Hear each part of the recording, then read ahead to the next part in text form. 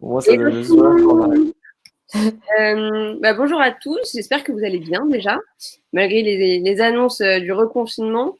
J'aimerais bien que quelqu'un mette un petit message pour savoir si vous m'entendez bien et si vous me voyez bien tous, pour qu'on puisse démarrer et être sûr que c'est bon. Salut Bonjour. Henri. Ok, donc ça doit être bon. Juste pour qu'on voit un petit peu si vous êtes déjà freelance ou pas, pour qu'on adapte un petit peu peut-être nos réponses, j'ai mis un petit sondage. Donc, si vous pouvez juste répondre par oui ou non, qu'on ait un petit peu une visibilité sur qui est là, quoi. Du coup, je vais commencer par me présenter. Moi, c'est Tiffany, je suis la responsable marketing de Cherry Pick. On est une plateforme de mise en relation entre freelance et clients finaux. Donc, nous, on est exclusivement dans la tech et la transformation digitale. Donc, ça va du développeur au data scientist, au CTO, manager de transition digitale, dans l'agilité, etc. Du coup, nous, on s'occupe de trouver des missions aux freelance et on vous paye à l'heure. Mais on veut aussi vous accompagner sur toute votre vie d'indépendant et sur vos métiers. Du coup, c'est pour ça qu'on met en place des partenariats et de nombreux événements. Et vu que la data, c'est un des enjeux qui est de plus en plus important pour les entreprises et que c'est un secteur qui représente une putain d'opportunités pour ceux qui travaillent déjà dedans ou qui veulent se lancer. Du coup, c'est pour ça qu'on a décidé de faire un webinaire avec Jeda. Je vais laisser Myriam se présenter un petit peu Jeda. Yes.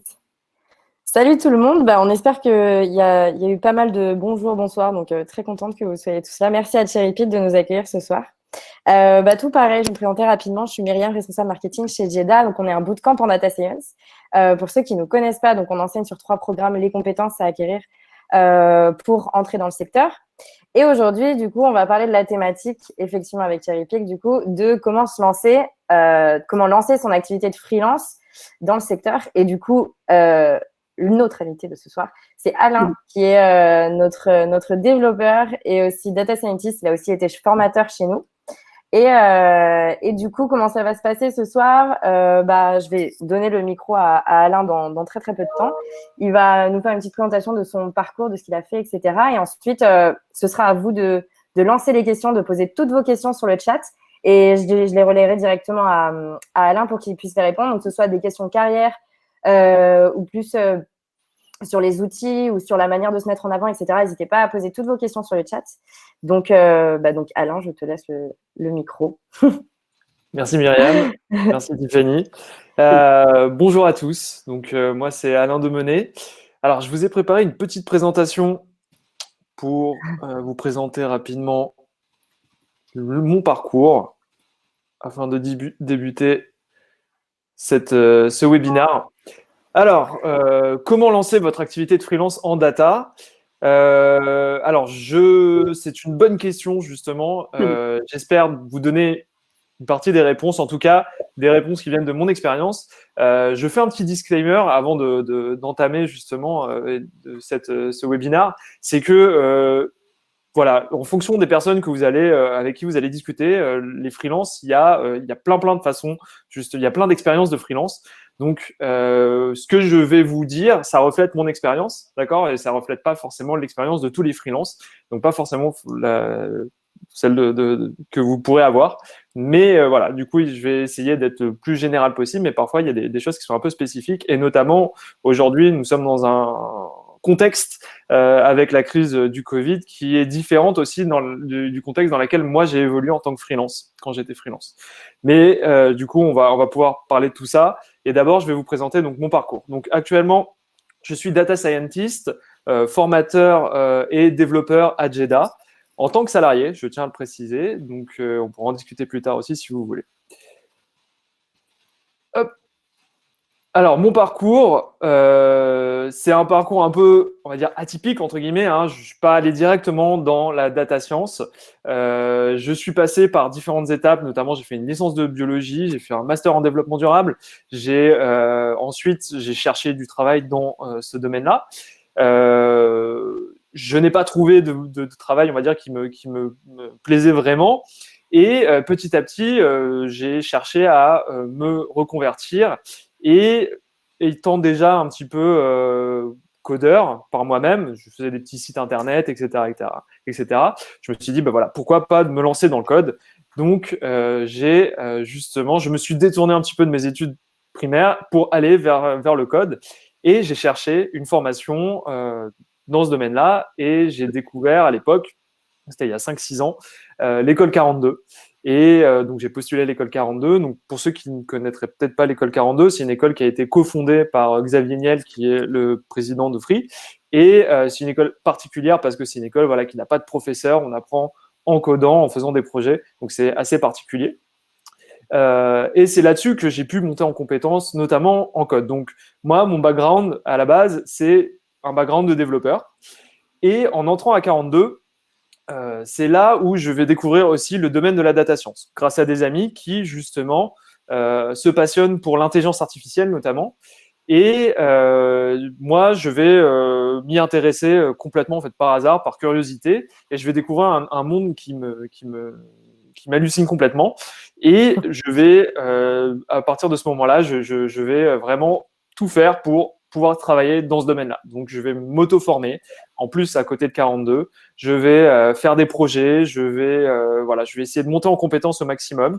Je vais aussi acquérir de l'expérience en allant faire des stages. Donc, j'ai fait un premier stage dans une startup qui m'a permis de faire de la computer vision.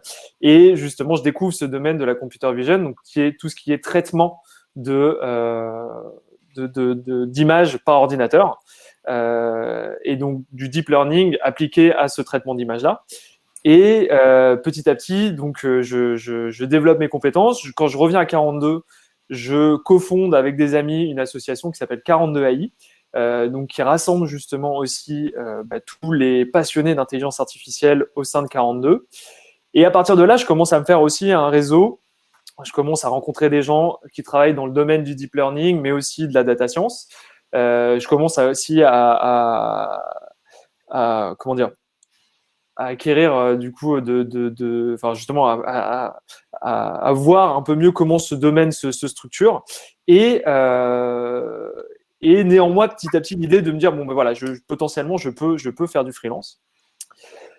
Pour autant, je ne me lance pas directement en freelance. Je démarre d'abord par faire une première mission en CDD, du coup, dans une startup, toujours sur de la computer vision. Et c'est à la fin de ce CDD que je décide justement de me lancer en freelance.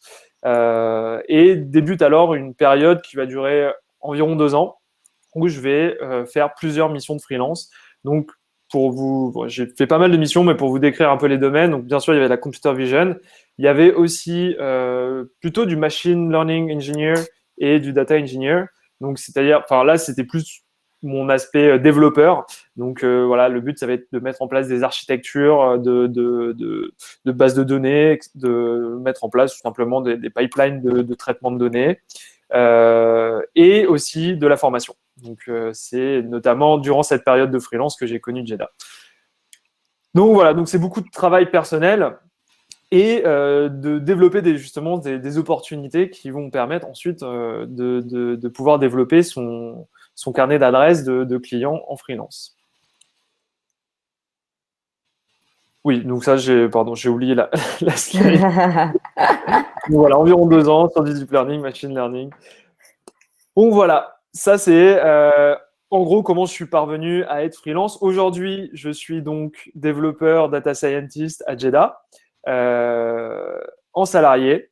Et du coup, je vous laisse poser vos questions comme ça, peut-être que on va développer certains aspects qui vous intéressent. Il y en a effectivement quelques-unes. Valentin demandait si d'avoir fait un cursus de mathématiques appliquées, de ne pas avoir fait un cursus de mathématiques appliquées avait été un frein pour tes opportunités en tant que data scientist. Alors, c'est une excellente question. Alors souvent, la question des maths revient. Ça n'a pas été un frein. Enfin, moi, en tout cas, je ne l'ai pas ressenti comme un frein. C'est-à-dire qu'on ne m'a jamais reproché de ne pas avoir fait d'études de maths. Par contre, je pense que c'est la façon dont on se vend en tant que personne, que ce soit pour une mission freelance ou pour un poste en CDI ou en CDD. La façon dont on va se présenter soi va être vachement importante. Donc moi, je connaissais mes forces. Donc, mes forces, ça va être notamment le développement. Je sais maîtriser des outils et des langages comme Python et TensorFlow et PyTorch, etc., etc. Donc, je suis justement je suis un machine learning engineer, ce qu'on appelle aujourd'hui un machine learning engineer.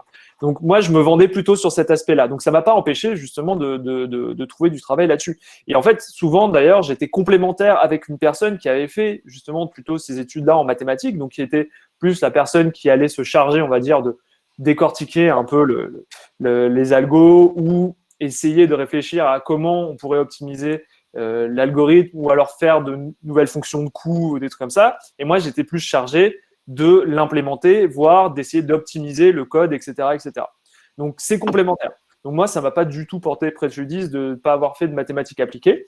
Mais j'en fais, en fait, aussi à côté parce que ça m'intéresse personnellement. Je trouve que c'est quelque chose de très intéressant, les maths. Donc, je continue à me former aussi là-dessus. Après, voilà, je n'ai pas forcément le niveau d'une personne qui a fait un master ou un doctorat en mathématiques appliquées.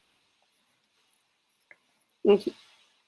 On a aussi toujours Valentin, coucou, qui nous demande comment penses-tu que la crise va agir sur les freelances en data, justement?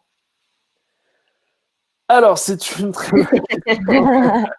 La question à 1 million. Ouais, c'est très difficile à répondre. Ouais.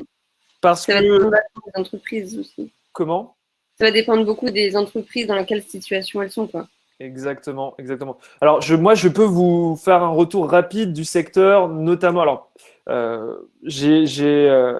une des choses qu'on fait en freelance, notamment, c'est d'essayer de s'entourer d'autres freelances, parce que c'est bien d'avoir d'autres personnes qui sont dans le même cas que nous et que ça permet aussi de se supporter.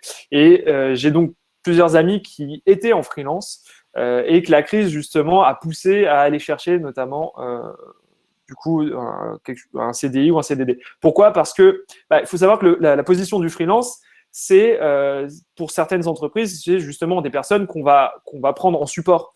Mais dès qu'une crise se présente, justement, ça va être aussi les premières personnes qu'on va pouvoir sortir de là. Donc, attends, je vais arrêter de présenter ça. Et du coup, le truc, c'est que mes amis se sont retrouvés sans mission et ont eu des difficultés du coup à retrouver d'autres missions parce que il y avait plus de freelance sur le marché et moins de missions forcément. Et du coup, voilà, ça crée une forte concurrence. Donc actuellement, je ne sais pas exactement comment est le marché, mais je pense qu'il est assez difficile parce que doit y avoir une profusion de freelance, je pense, et moins de missions. Mais ça ne veut pas dire que ça ne peut pas repartir à la hausse ensuite. Donc, je pense qu'il faut rester optimiste aussi et se dire que derrière, il y a toujours des opportunités. Et voilà. Et du coup, en fonction de ce qu'on va réussir à amener de nous-mêmes et on va aller chercher des gens, on peut justement se créer ces opportunités-là, même dans des situations difficiles comme aujourd'hui. Et nous, on le voit aussi. C'est un peu une période difficile, c'est sûr, mais il y en a quand même des demandes des clients. Et depuis début octobre, il y a des aides de l'État pour aider les entreprises dans leur digitalisation. Du coup, il y a moyen que petit à petit, là, pour la fin de l'année, il y a plusieurs entreprises qui investissent dedans grâce aux aides de l'État et recrutent du coup, que ce soit des profils CDI ou freelance.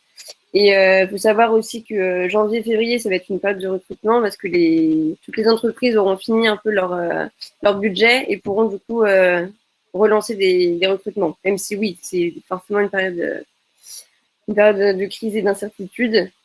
Il y a quand même des clients qui recherchent. Et il y a eu plusieurs personnes qui ont demandé aussi pourquoi tu étais repassé au salariat. Alors, je suis repassé au salariat parce que je me plais dans la boîte chez Jeddah en fait. C'est aussi bête que ça. À la base, je n'étais pas du tout partant pour passer en salariat et simplement voilà, Jeddah c'est une entreprise qui me plaît et j'étais content en fait justement de me dire voilà de participer à un projet plus sur du long terme que sur du court terme comme de la freelance parce que quand on est en freelance, il y a un petit peu cet aspect quand même on saute de projet en projet Et parfois, ça me manque, enfin en tout cas moi, dans mon expérience, j'ai manqué un petit peu voilà, de suivi sur certains projets long terme. Alors, on peut entamer avec certains clients des relations de long terme. Hein. On n'est pas obligé de sauter de projet en projet. Mais moi, j'ai fait pas mal ça, parce que c'est ce qui m'intéressait aussi dans la freelance, c'était d'aller voir différents univers, différentes personnes, différentes approches, différents besoins. Et du coup, c'est ce que j'ai privilégié dans ma recherche. Et par contre là, j'ai eu cette opportunité et je me suis dit, oui, enfin voilà, c'est intéressant aussi à un moment de se poser et de se dire, ok, voilà, je vais contribuer sur une plus longue période à un projet qui me plaît et notamment, donc là, c'est la construction de Jeddah, enfin en tout cas des outils numériques à Jeddah. Et du coup, ça me plaît beaucoup et voilà. Donc c'est la raison principale pour laquelle j'ai accepté le salariat. Trop cool. Alors, il y a Apolline qui posait une question il y a bien 5 minutes, plus dans la partie chat. Mais en termes d'enseignement, quelle est la différence entre Jeddah et 42 un petit peu? Et inversement, du coup. Alors, il y en a beaucoup. Ce sont des différences d'approche pédagogique. Vous allez avoir à 42, on part du principe que vous êtes votre professeur, en gros, et que l'information, vous êtes capable d'aller la chercher là où elle se trouve au moment opportun. Du coup, ce qu'on va faire, c'est une approche par projet, donc c'est une pédagogie par projet. On va simplement vous donner en quelque sorte une sorte de cahier des charges, vous dire voilà, vous devez programmer un programme, enfin un software qui fait telle chose, telle chose, telle chose, et à partir de là, vous vous débrouillez. Ça a ses avantages, ça a ses inconvénients. Les avantages, c'est que si on est motivé, si justement on acquiert pas mal de compétences en termes d'autodiscipline, d'apprendre à apprendre aussi, on parle pas mal d'apprendre à apprendre. Alors, qu'est-ce que ça veut dire? Ça veut dire que on teste différentes méthodes, on va dire, de travail, d'acquisition de connaissances sur nous-mêmes. Et on essaie d'avoir un esprit critique pour s'améliorer au fur et à mesure. Donc ça, c'est quelque chose, c'est une compétence, je pense, qui est hyper importante quand on est développeur et quand on est data scientist, parce que les technologies évoluent énormément. Et du coup, il va falloir s'adapter à tout ça. Donc, connaître un petit peu le fonctionnement, comment on fonctionne bien pour apprendre, c'est quelque chose de très important, mais je dirais à valoriser pour votre propre personne. Et Jeddah, c'est une autre pédagogie, c'est-à-dire qu'on est encadré, on a une personne qui a justement aussi de la connaissance, qui est capable de vous transmettre cette connaissance, qui a aussi une expérience, qui peut partager cette expérience-là, donc qui va amener une valeur. En fait, chaque aussi cohorte, enfin, chaque classe est unique parce qu'elle va avoir son professeur son ou ses professeurs d'ailleurs, qui vont apporter aussi leur grain de sel, quoi. Et ça, c'est assez unique. Donc, c'est quelque chose qu'on ne trouve pas à 42. On a différents intervenants qui apportent leur expérience, qui apportent aussi des conseils parfois qu'on peut ne pas trouver ou alors qu'on trouverait, mais alors des mois et des mois après de recherche quand on est tout seul. Donc, ça permet d'avancer beaucoup plus rapidement, souvent, parce qu'on va être plus guidé. Ça permet justement de voir plus de choses, ce qui est l'objectif aussi, en un temps plus court. Donc voilà, chaque pédagogie a ses avantages, a ses inconvénients.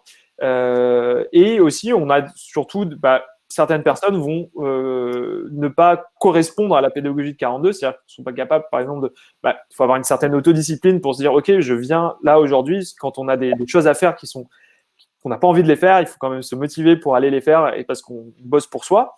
Le fait d'avoir à Jeddah, on a un programme, on sait exactement ce qu'on fait. Alors, on sait que voilà, si c'est quelque chose qui ne nous plaît pas, on sait que dans 2-3 jours, on passera à autre chose de nouveau. Donc, on va peut-être découvrir quelque chose qui nous plaira plus, etc., etc. Donc, voilà, ça aussi, ça a deux approches différentes. J'espère que il n'y en a pas une qui est meilleure que l'autre, en fait. C'est ça surtout que je veux dire. C'est que selon votre profil et selon… comment ? Pardon. Oui, ça dépend des profils de chacun. Exactement. Et même, moi, je dirais que même pour une seule personne, avoir ces deux approches différentes peuvent être bien aussi. On peut, on peut appliquer, par exemple, 42, c'est une approche donc, par projet. Ça, vous pouvez le faire pour vous-même. C'est-à-dire que vous vous imposez, vous dites, OK, vous faites un projet perso et vous dites, OK, là, je veux développer une intelligence artificielle avec une API et que les personnes vont pouvoir consulter, etc., etc. Ben voilà, si par exemple, vous savez faire de l'intelligence artificielle avec TensorFlow, vous entraînez votre modèle, etc., etc., mais vous n'avez jamais fait de web, c'est quelque chose qui vous fait peur. Ben voilà, vous allez sortir de votre zone de confort et aller faire ça. Et vous faites votre propre projet perso. Là, voilà, vous êtes un peu plus dans la pédagogie de 42, c'est-à-dire que vous allez faire une pédagogie par projet. Vous définissez vos objectifs et vous construisez justement ce projet-là. Et là, vous êtes carrément dans la pédagogie 42, quoi. Donc ça, c'est applicable, je veux dire, comme ça, rapidement, quoi. Ok. Il y a plein de questions. Ouais. Qu'est-ce qui a été le plus déterminant dans ta formation en data science? Curiosité scientifique, contexte métier, pratique, stage ou CDD en start-up ou l'encadrement d'un mentor? Et qu'est-ce qui t'a permis de décrocher ta première mission? C'est une question. Ok. Alors, ça fait beaucoup de questions. Je vais essayer de. Alors, qu'est-ce qui a été déterminant? C'est quoi déterminant pour dans ma formation, c'est ça? C'est quoi? Ouais. Ce qui a été le plus déterminant dans ta formation. Alors, je vais essayer de repréciser un petit peu la question. Vous me direz si j'ai faux. En gros, qu'est-ce qui est déterminant? En gros, pour réussir sa formation, c'est-à-dire pour essayer de se dire, ok, voilà, là, j'ai un niveau qui me permet justement d'être employable. Puisque la deuxième question, c'était justement comment j'ai fait pour décrocher mon premier boulot. Alors, du coup, c'est une bonne question parce que j'aurais du mal à donner une seule caractéristique. Parce que pour moi, il y en a plusieurs. Alors, il y a bien sûr, je pense que effectivement la curiosité, la motivation, celle qui va vous pousser justement à faire les choses bien et à présenter les choses aussi. Parce que quand vous vous auto-formez ou que vous faites des formations comme Jeddah, il faut aussi, et que vous voulez faire du freelance aussi, on va peut-être en venir comme ça au personal branding, mais c'est très important justement de savoir communiquer sur ce que vous faites. Alors, c'est pas forcément communiquer ça, on va dire, massivement sur les réseaux sociaux. Ça peut l'être, d'accord? Ça peut être une stratégie que vous pouvez employer, mais si vous n'avez pas le caractère à faire ça, vous pouvez simplement faire un blog personnel. Vous pouvez avoir votre repo sur GitHub, sur GitLab, mais toujours en ayant cette envie de bien présenter les choses, c'est-à-dire faire du beau code, faire de la belle documentation, essayer de partager justement, faire en sorte que si vous voulez faire un projet open source, faire en sorte que voilà, les gens puissent facilement contribuer à votre projet, etc., etc. Donc ça, ce sont des choses importantes et qui vont peser dans la balance déjà sur votre confiance et ensuite pour un employeur et notamment des personnes qui sont tech vont non pas regarder votre CV, mais la plupart du temps vont aller voir votre GitHub. En travaillant en entreprise, je voyais souvent le CV, il est vite fait, on regarde rapidement, ok, bon, il sort de telle ou telle école, il a fait telle ou telle formation, très bien, il a tel passé, il a telle expérience, très bien. Mais ce qui est important, ok, c'est on va voir comment il code. Et du coup, souvent, on récupère le GitHub et on va voir le GitHub.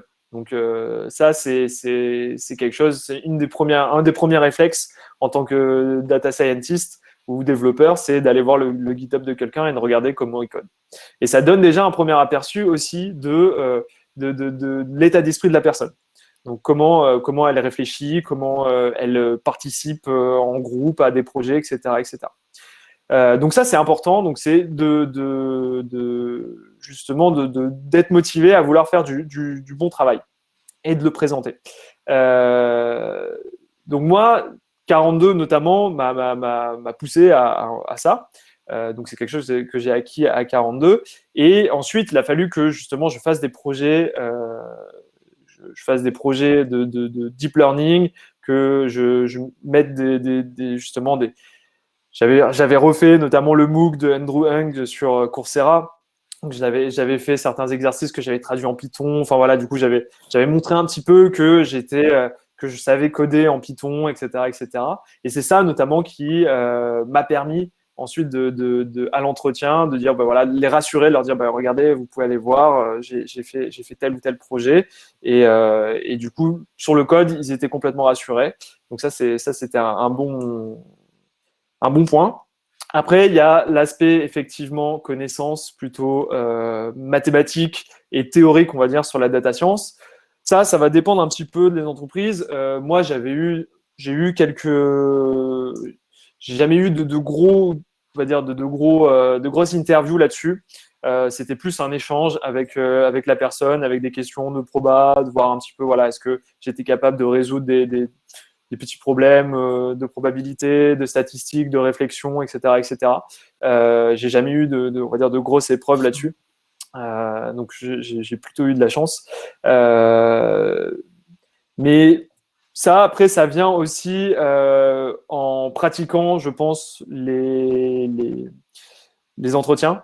Alors, il y a toujours des questions un peu types qui sortent. Le but, c'est d'essayer de voir un petit peu, effectivement, ce qu'on considère la base en tant que data scientist et maîtriser ces sujets-là et savoir en parler. Donc ça aussi, c'est important parce que les connaître, c'est bien, mais il y a toujours l'aspect savoir en parler et savoir présenter que vous savez. Donc ça, c'est vraiment quelque chose d'important. On en parlera pas mal de ça, ouais, de cet aspect présentation, et c'est important. Ouais.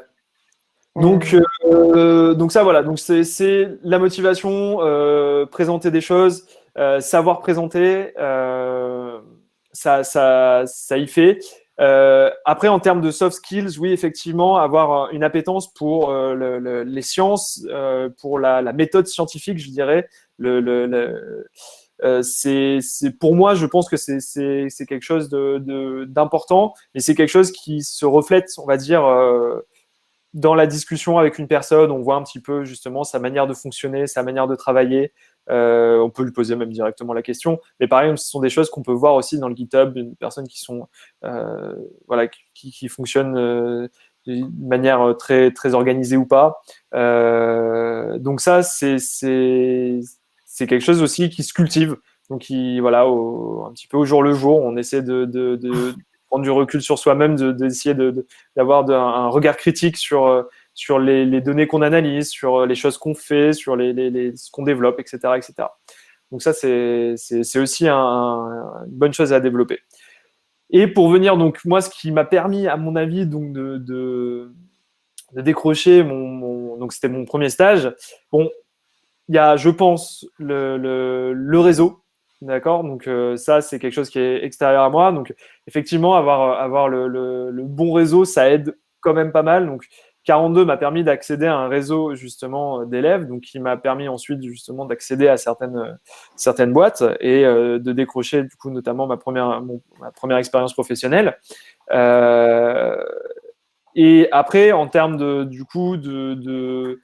donc ce que je vous disais après, en termes de compétences personnelles, c'est justement de rassurer au niveau du code, de rassurer au niveau de vos méthodes et même si vous n'avez pas forcément de l'expérience pour notamment avoir un stage, je pense que si les personnes sont assez intelligentes, elles comprennent qu'un stage, c'est pas fait non plus, c'est fait pour que la personne puisse se former, monter en compétences.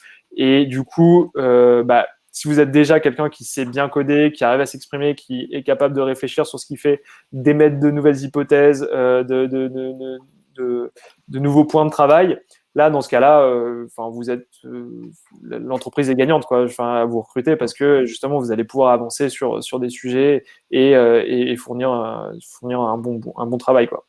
Donc voilà. Donc pour résumer, travaillez votre portfolio, en gros, travaillez votre façon de présenter, travaillez bien sûr les fondamentaux, hein, toujours, mais travaillez aussi la façon de les présenter à la fois, que ce soit sur Internet et par vous-même. Et ensuite, du coup, le réseau, ça aide aussi pas mal. Ah bah, tu as répondu à énormément de questions, là, c'est vraiment chouette. Oui, Ouais, trop bien, trop bien, trop bien, trop bien. Plein de questions. Donc, on espère que ça a répondu à pas mal de certains d'entre vous. Alors, il y a une question aussi, François ici qui nous demande quelle problématique est-ce que les entreprises cherchent à résoudre en embauchant des freelances, contrairement à une entreprise de consulting, par exemple? Alors, parfois, les freelances et les boîtes de consulting s'overlappent.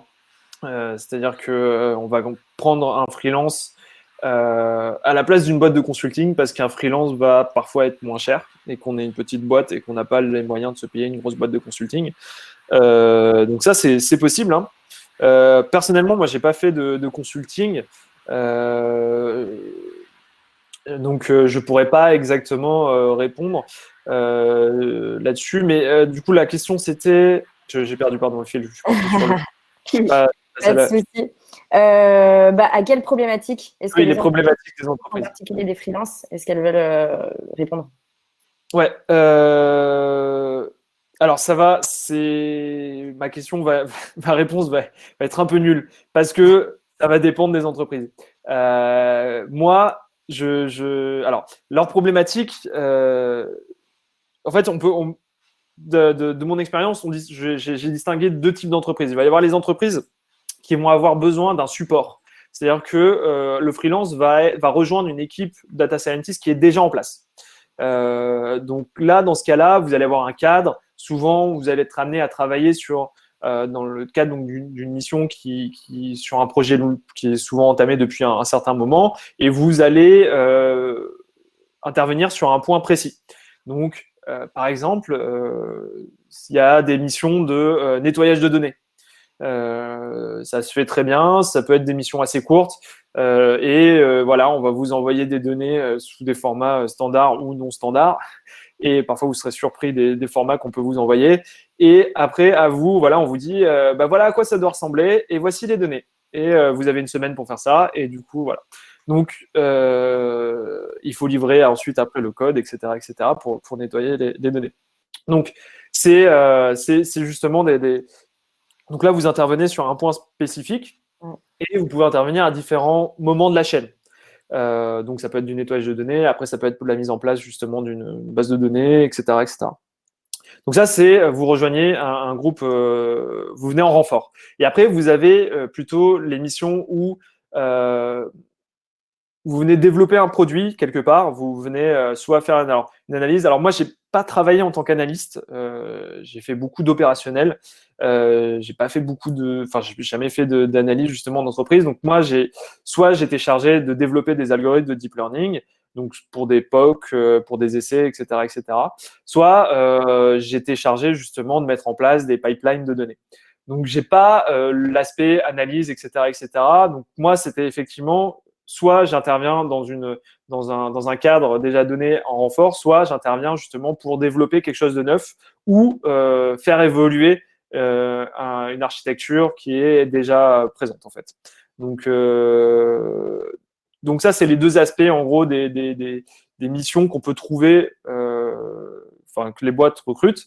Après, en termes de la teneur de la mission, ça va dépendre vraiment un petit peu de la boîte derrière. Donc ça dépend aussi de ta spécialisation parce que tu vas avoir des missions qui vont aller de justement plus faire de l'IA à des missions qui seront plus de l'analyse de données, des missions qui seront plus du coup du pipeline de données, etc.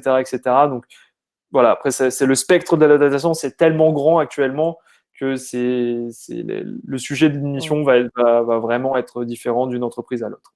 Ouais. Et les technos aussi, qui apportent en plus une variable supplémentaire. Justement, en parlant de techno et de voir à quel point les entreprises peuvent être matures vis-à-vis d'elles, est-ce que les missions en data en freelance viennent principalement de start-up ou de grands groupes? En tout cas, toi, de ton expérience, encore une fois, de ce que tu as vu. Alors moi, personnellement, j'ai plus travaillé effectivement pour des startups. Je pourrais expliquer la raison après si vous voulez. Mais je pense que selon les contacts que vous allez avoir en fonction soit des grands groupes, soit des startups. Mais je pourrais pas dire en proportion est-ce qu'il y a plus de startups ou de grands groupes? Mais il y a des missions dans des grands groupes, il y a des missions dans des startups. Ça se trouve, c'est pas impossible de faire l'un et l'autre, quoi. Voilà. Je sais pas si ça répondait à la question. Je pense que si. Parce que tu en as déjà un petit peu parlé, mais est-ce que tu as des conseils pour trouver des clients en finance et pour te vendre? Alors, donc trouver des clients, c'est, on va dire, en fait, ce qu'on n'imagine pas en freelance. Quand je me suis lancé, faut savoir que je me suis lancé un petit peu en mode j'étais un peu naïf, on va dire, quand je me suis lancé. Je me suis lancé parce qu'autour de moi, justement, j'avais des amis qui travaillaient dans le dev et qui, du coup, arrivaient à trouver plein de missions, notamment en front-end. Et je me suis dit, ah, bah, ça doit être la même chose en data science. Et en fait, chaque secteur est un peu différent. C'est-à-dire que mes amis s'étaient mis en freelance front-end parce que, notamment, il y avait une pénurie de développeurs en React, donc une technologie qui permet de faire du front. Et ça marchait extrêmement bien. Donc ça, c'était il y a 4 ans. Ouais. Et ça marchait extrêmement bien. Du coup, je me suis dit, ah, bah, ça doit être top. Le truc, c'est qu'en data science, ce dont je ne m'étais pas encore rendu compte, c'est que bah, les missions ne sont pas les mêmes. C'est-à-dire que c'est plus facile d'externaliser, on va dire, un front-end que d'externaliser une mission freelance. Donc, on n'a pas exactement la même topologie de mission, quoi. Donc, les missions, il y en a, mais c'est pas exactement la même chose. Donc, moi, je suis parti un petit peu bille en tête en me disant, ah, bah, ça va rouler. Et en fait, non, du coup, il a fallu que je rame un peu plus, on va dire. C'est-à-dire que les clients ne venaient pas forcément à moi, c'est moi qui devais aller chercher les clients. Donc, j'ai mis en place différentes stratégies. Déjà, bon, j'avais un réseau. Donc, bah, la première stratégie, c'est soit vous n'avez pas de réseau, il faut se constituer un réseau. Donc, bien sûr, même quand on a un réseau, faut pas se reposer sur ses lauriers. Il faut aller de l'avant et il faut aller chercher des nouvelles personnes, rencontrer de nouvelles personnes. Donc, comment on fait ça? Bah, simplement. Aujourd'hui, c'est un peu plus difficile, mais à l'époque, on pouvait aller à des meet-up, des rencontres, etc., etc. Et de fil en aiguille, du coup, on arrive à une personne, vous en présente une autre, etc., etc. Donc, voilà, on arrive à se constituer un carnet d'adresses qui commence à être intéressant. Mais c'est pas la seule étape. Après, il faut que les personnes sachent que vous êtes en freelance et sachent qu'ils peuvent faire appel à vous s'ils ont des besoins. Donc, ça aussi, c'est pas facile forcément. C'est quelque chose qui s'apprend.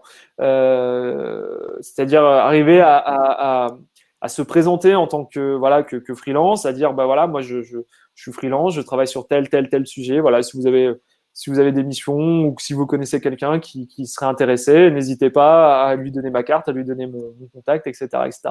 Et parfois, ça va vous amener justement des clients. Donc ça, c'est le présentiel. Ce sont des compétences qu'il faut arriver à développer. Après, vous pouvez faire cela, mais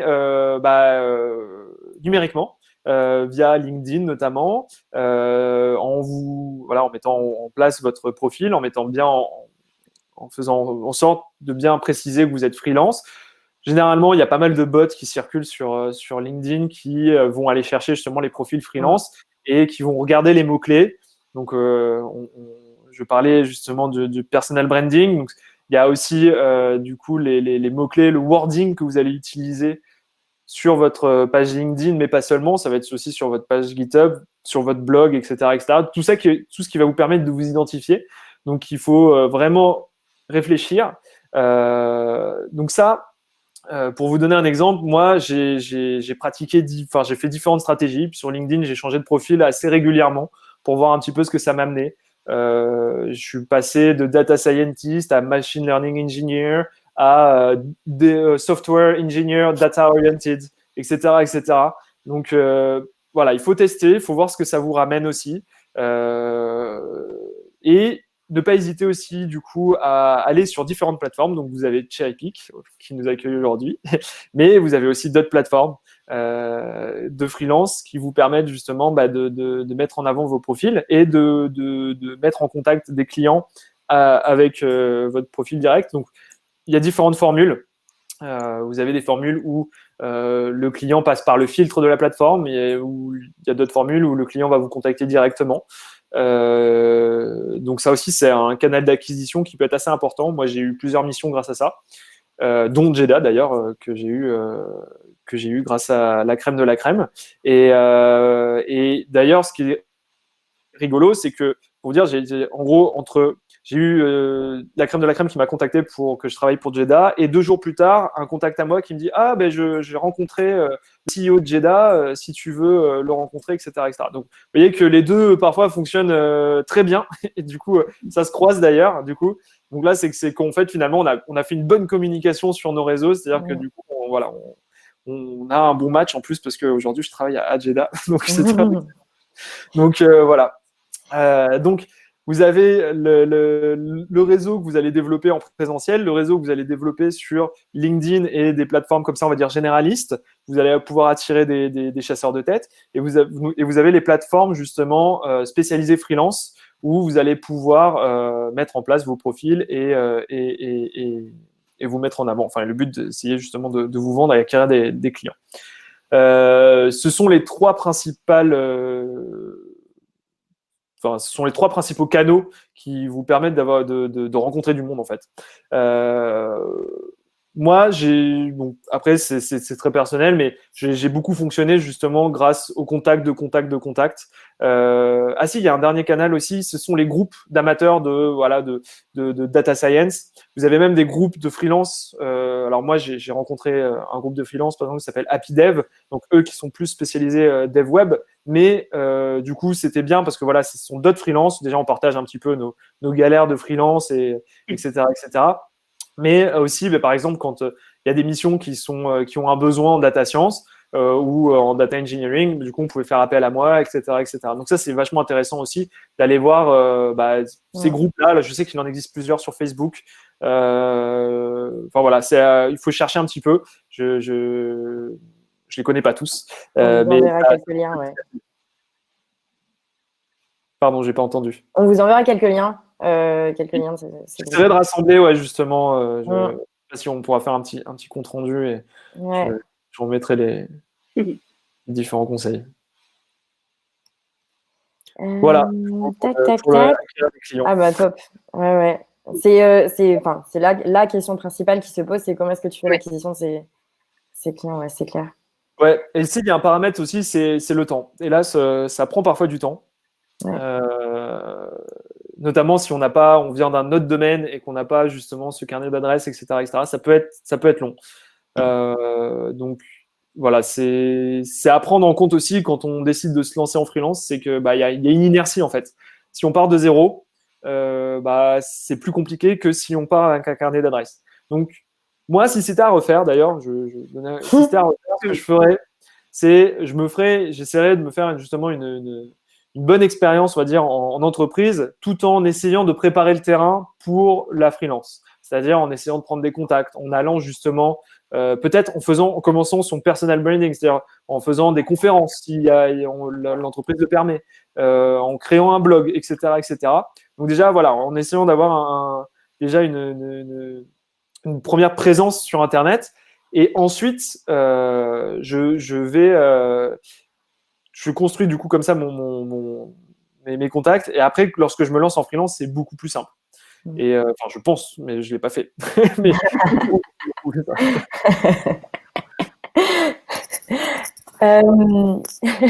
Trop bien. On a une question de Mohamed ici qui nous demande, justement, on parlait des premières missions, etc. Comment est-ce que tu fais l'acquisition de clients? Question, du coup, TJM. Comment est-ce que tu fais lors de ta première mission pour te positionner par rapport aux autres? Et ensuite, comment est-ce que tu fais évoluer la rémunération? Il y a beaucoup de questions qui sont en lien avec ça. Alors, je ne sais pas si je suis la meilleure personne pour répondre à cela parce que je suis un négociateur assez exécrable. C'est-à-dire que là aussi, ça fait partie des compétences qu'il faut avoir que je n'ai pas vraiment réussi à maîtriser. C'est-à-dire, alors, je vais essayer d'aborder la question en 2 étapes. Déjà, comment définir son TJM? mais il n'y a pas trop de secret, c'est-à-dire qu'il faut aller voir le marché. Alors ça, pour ça, les plateformes sont souvent bien parce qu'elles ont des statistiques sur le marché et du coup, elles vous permettent de vous dire, OK, bah alors un data scientist de ton expérience, la moyenne, c'est tant. Donc, ça vous permet voilà, de vous situer, savoir est-ce que vous êtes au-dessus, en dessous, etc. etc. Sachant que, bon, entre freelance, le but, c'est de pas de se tirer dans les pattes et c'est que chacun puisse vivre aussi de son activité. Donc, de pas de rabaisser justement son TJM à 200 € la journée, etc., en cassant les prix du marché. Le but, c'est justement de vous considérer. Vous êtes, en fait, c'est la deuxième partie de ma réponse, vous êtes votre propre produit. Quand vous passez freelance, il faut savoir que alors c'est quelque chose que j'ai mis du temps à comprendre et que justement, une fois que j'ai compris, j'étais un peu meilleur en négociation. C'est que vous n'êtes pas salarié, vous êtes une entreprise et en fait, quand vous êtes freelance, une entreprise vient faire appel à une autre entreprise. Vous êtes une entreprise et vous vendez un produit. Ce produit-là, c'est vous, c'est vos compétences, c'est voilà ce que vous allez permettre à l'autre entreprise de faire mieux, de faire plus vite, etc., etc. Donc ça, il faut le savoir. Et du coup, bah, la qualité, votre qualité, ça se paye. Donc ça, voilà. Une fois que vous comprenez ça, alors, quand on est salarié, ça ne veut pas dire qu'on ne fait pas de la qualité. Hein, mais là, une entreprise vient en gros chercher quelqu'un qui a des compétences et bah, ces compétences-là, elles se payent. Donc, une fois que vous avez compris ça, vous êtes mieux armé pour justement pour défendre un TJM qui pourrait vous paraître peut-être un petit peu élevé pour vous parce que vous débutez, que vous êtes un peu timide, etc., etc.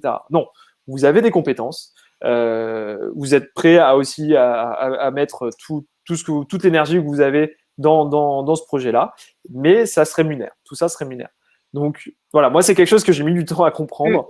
J'avais tendance un petit peu à me rabaisser parce que justement j'avais pas énormément d'expérience en tout et pour tout, j'avais à peu près un an d'expérience.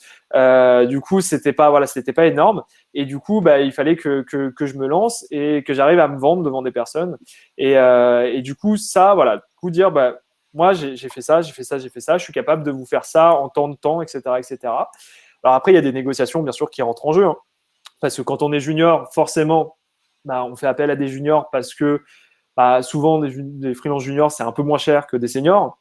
Donc, on s'attend justement à ce que le prix soit moins élevé, mais il ne faut pas non plus vous rabaisser. Quoi. Donc, après, pour déterminer ce prix-là, bah, ça va dépendre de la prestation et du domaine dans lequel vous travaillez. J'ai pas d'idée en tête, mais moi, en fonction, je peux vous donner les TJM que moi j'ai pratiqués. Peut-être qu'aujourd'hui ils ont évolué. Pour des missions en deep learning, c'était du 600 € jour. Voilà. Pour des missions plutôt machine learning et data engineering, ça va dépendre. Ça allait de 350 à 450. Donc ça dépendait aussi du client. Parfois, je faisais selon aussi, vous pouvez faire des fleurs par rapport à certains clients, etc., etc. Bon. Du coup, voilà, après, c'est à vous, c'est dans les négociations, c'est à vous d'être bon pour les TJM. Ouais. Faut pas se dévaloriser et les clients, ils cherchent vraiment une expertise. Donc voilà, ne pas se dévaloriser et regarder sur le marché, quoi. Oui, et puis discuter aussi avec avec le client justement de ses besoins. Et en fait, c'est via la discussion que vous allez justement aussi peut-être ajuster votre TJM parce que ça peut être potentiellement, enfin moi c'était dans mon esprit, si c'est une mission qui m'intéresse énormément mais dont je n'ai pas forcément les compétences, mais ce sont des compétences que je cherche à acquérir et que là du coup je pourrais monter potentiellement en compétences dessus, bah voilà, je vais pouvoir l'expliquer et dire bah voilà, moi j'ai fait quelque chose qui s'apparente à ça, mais c'est pas exactement ça. Du coup, moi ça m'intéresse beaucoup de travailler pour vous. Ça va, je vais potentiellement mettre un petit peu plus de temps, ou etc., etc. Donc voilà, à partir de là, on négocie, on peut à la limite, on peut négocier un petit peu son TJM, etc., etc. Donc c'est un équilibre à trouver aussi avec le client. Quoi. On a des questions aussi sur est-ce qu'il faut se spécialiser vraiment quand on est freelance et s'hyper spécialiser dans un domaine spécifique de la data ou pas selon toi? Alors, c'est une très bonne question. C'est une question que je me suis pas mal posée. Alors, moi, justement, j'ai fait le choix de ne pas me spécialiser vraiment. Alors, ça peut, voilà, j'ai eu la chance que ça fonctionne à peu près pour moi, c'est-à-dire que j'arrivais à jongler, à avoir des missions, c'est-à-dire que j'avais les contacts pour faire des missions soit en deep learning, computer vision, soit en data engineering, etc., etc. Donc pour moi, ça a fonctionné parce que c'est pas non plus, voilà, quand même, ça fait appel à des compétences qui sont quand même différentes. Euh, mais mais c'est pas évident. C'est pas évident. C'est-à-dire que pour un client, c'est plus rassurant quand même d'avoir une personne qui sera spécialisée sur quelque chose. On va se dire, voilà, j'ai le top du top et la personne voilà, va être super. Donc je pense que peut-être la meilleure stratégie, c'est effectivement d'avoir un domaine particulier sur lequel on va pouvoir se vendre et en même temps d'avoir aussi un peu cette horizontalité et de maîtriser d'autres domaines qui s'apparentent à celui-là. Donc ça peut être du web, etc., qui va vous différencier finalement d'un autre freelance qui serait spécialiste du même domaine que vous. Donc, à partir de là, ça va aussi vous permettre de forger un peu votre identité et votre image de marque, votre personal branding, comme je disais. Donc, c'est pas une question, ouais, pour moi, c'est pas facile à répondre, ce genre de questions. Je pense qu'il y a des avantages et des inconvénients sur les deux. Du coup, c'est à vous aussi. Je pense que la question est peut-être aussi assez personnelle parce que ça va dépendre aussi, déjà, est-ce que vous avez un domaine vraiment sur lequel vous avez une appétence forte? Si c'est le cas, foncez. Est-ce que vous avez déjà aussi de l'expérience dans un domaine donné? Dans ce cas-là, vous pouvez aussi faire valoir cette expérience-là. Donc là, je parle plutôt pour une personne qui est en reconversion en data scientist et qui a travaillé, je sais pas, dans un domaine spécifique, voilà, vous pouvez mettre l'accent sur ce que vous avez déjà fait avant et du coup, ça vous permet de ne pas partir de zéro. Donc voilà, ça va dépendre aussi un petit peu de votre profil. Donc c'est à réfléchir, c'est à voir et après c'est beaucoup aussi finalement, on n'est jamais parfait pour une mission. Enfin, c'est rare. Moi, en tout cas, j'ai jamais été. Il y a plein de missions et on rentre jamais forcément dans le cadre d'une mission. Donc après, il faut arriver à se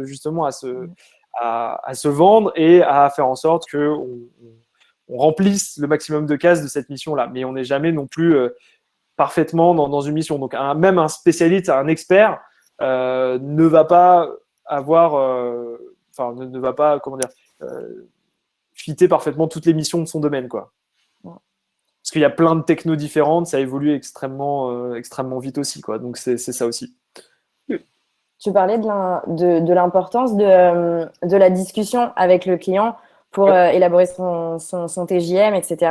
Là, on a Mohamed qui nous pose une question sur la durée moyenne de tes missions.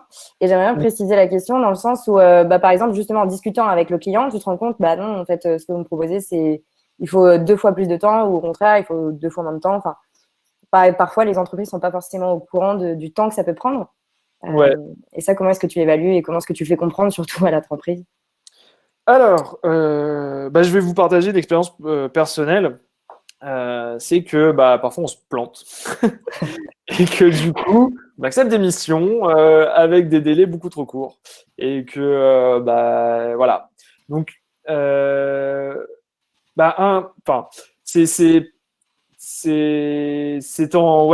moi j'ai appris un peu de manière un peu compliquée, c'est-à-dire qu'on avait une mission sur du deep learning avec des algos assez innovants. On a été un peu optimiste, je pense, sur notre planning. Du coup, on aurait eu besoin, je pense, de la moitié de temps en plus, voire le double de temps. Bref. Et du coup, ce qui s'est passé, c'est que il faut c'est pareil, on discute. Enfin, à la fin, on a discuté justement, on a discuté un petit peu le contrat, etc., la rémunération.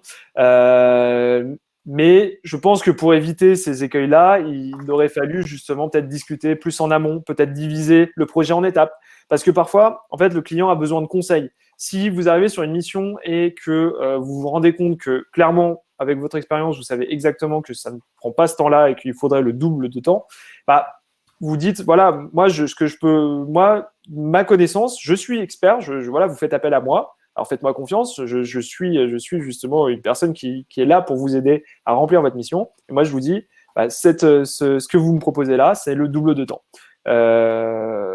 Du coup, bah, il faut expliquer pourquoi. Et si la personne veut, enfin voilà, parfois le pourquoi ça peut prendre du temps. Donc par exemple, vous pouvez dire, bah, si vous voulez vraiment comprendre pourquoi ça prend autant de temps, bah, on va faire du consulting. Du coup, vous pouvez facturer 1 ou 2 journées de consulting pour dire exactement, bah, voilà, pourquoi il faudrait 2 semaines de plus, etc., etc. Donc c'est pas évident, c'est pas évident. Ouais, moi, je l'ai hélas appris un petit peu de manière difficile. Euh, mais encore une fois, je pense que voilà, c'est discuter avec un client. Et si un client est trop borné, bah parfois c'est juste simplement dire, bah désolé, mais moi ça m'intéresse pas. Enfin, de travailler avec quelqu'un qui est borné. Là, ce qu'il faut savoir aussi, c'est que freelance, c'est la liberté aussi quelque part de dire non. Vous avez le droit de refuser un client. Donc, c'est ça aussi l'avantage, quoi. Ouais, ne pas hésiter à dire non parce que vous choisissez vos missions en fait. C'est ça. Donc, si une personne vraiment, vous voyez que la personne n'y comprend rien et qu'elle n'est pas à l'écoute, ça ne sert à rien. Voilà, c'est peut-être que vous avez. Enfin, moi, la communication avec le client est très importante. C'est quelque chose qu'on apprend aussi à communiquer quotidiennement avec le client. C'est très important parce que on se rend compte, notamment dans des domaines, si vous faites de l'intelligence artificielle, etc., etc., parfois il y a des attentes qui sont soit supérieures, soit complètement à côté de la plaque.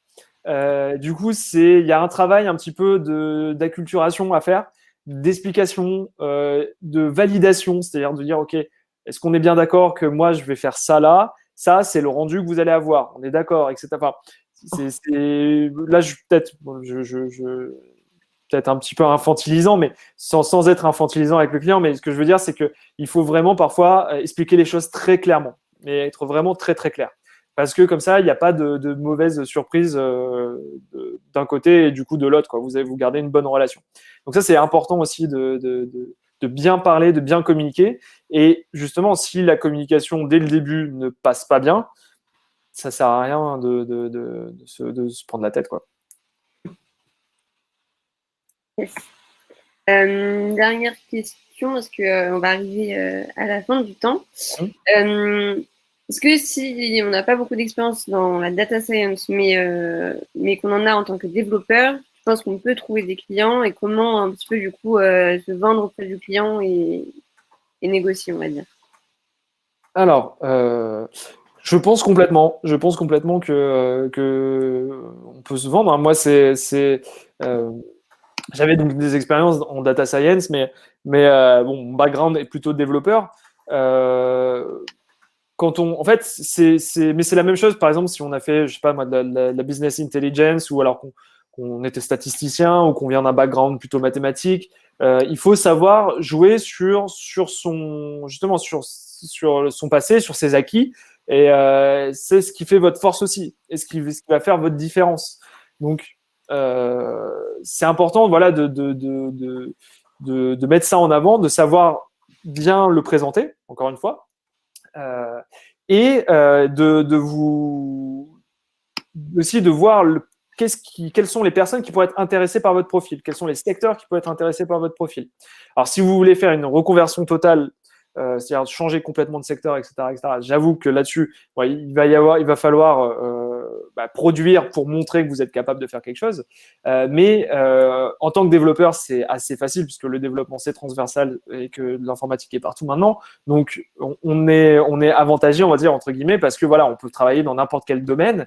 Et du coup, il faut juste savoir où est-ce que tes compétences de développeur vont pouvoir apporter un plus. Donc, par exemple, moi, c'est pour ça que les missions de machine learning engineer ou data engineer, c'était plutôt facile, entre guillemets, parce que voilà, ça demande aussi des compétences de